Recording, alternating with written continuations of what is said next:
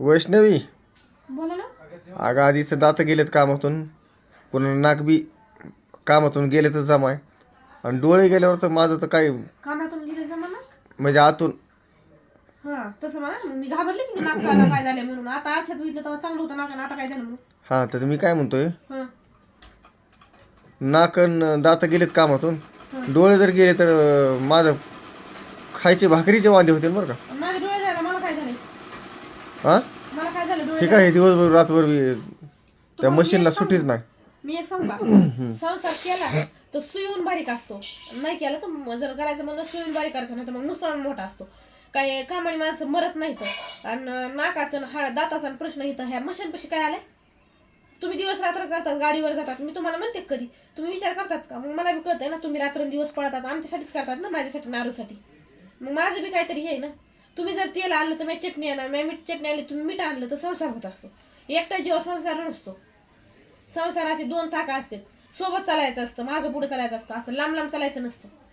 समजलं का? लोकांची माणसं भांडतात बायकाला काम करा म्हणून, आणि तुम्ही भांडतात घरी बस म्हणून. का म्हणून असं करतात काय की तुम्ही डोक्यावर पडल्यासारखं कधी कधी. अगं वैष्णवी, मला तुझी काळजी वाटते म्हणून म्हणतो मी. मग तुम्हाला सांगते मी, काळजी करू नका, मला काय होत नाही, मी धक्का कटाय शेतकऱ्याचं निघून मी. नाही तशी कामाला दणकट आहेस तू. तुम्ही लग्नच माझ्या सगळं काम करते म्हणून गेले का नाही शेतातलं काम? नाही तशी चांगलीच बरं का तू. थोडी भांडतीस माझ्यासोबत, नाही तर चांगलीच तशी. एवढा चिकाटीने संसार करायचा, एवढं चिकाटीनं पैसे कमवायचे, सगळं करायचं, मग भांडायचं पण आहे म्हणल्यावर त्याला काय अर्थ आहे? भांडलं का पाहिजे?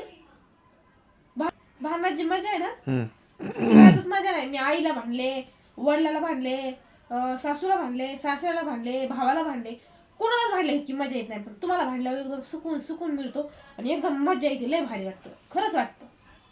एकदम असं वाटतं मला आकाशातले देव दिसले. कोण म्हणत तुला आकाशात देवत? नवऱ्याला भांडायची मजाच वेगळी असते. असं तुला कोणी सांगितलं? माझ्या मैत्रिणींनी मला म्हणजे नवऱ्याला भांडल्यावर लय सुकून भेटतो मला, म्हणून ट्राय करायला चालू आहे सध्या. मला पण सुकून भेटायला लागेल, पण तिच्या एवढा नाही, तिला लय भेटतो. मला पण भेटेल ना वर भेटेल ना तुला बी. भेटेल. आता ते आबानी त्यांनी, तुझ्या वडिलांनी त्यांनी घर बांधले ते, त्याच्यामधली एक खोली रिकामी करायला सांग त्यांना मग. हा कशाला लय आगाऊपणा जर करायला तर तुझं सामान त्यात नेऊन टाकतो ना एक दिवशी नेऊन. गेले का तरी मी तुम्हाला फोनवर भांडत, पण सुखाने जगू देणार नाही. मी असं आहे का? बरं बघू आपण आता.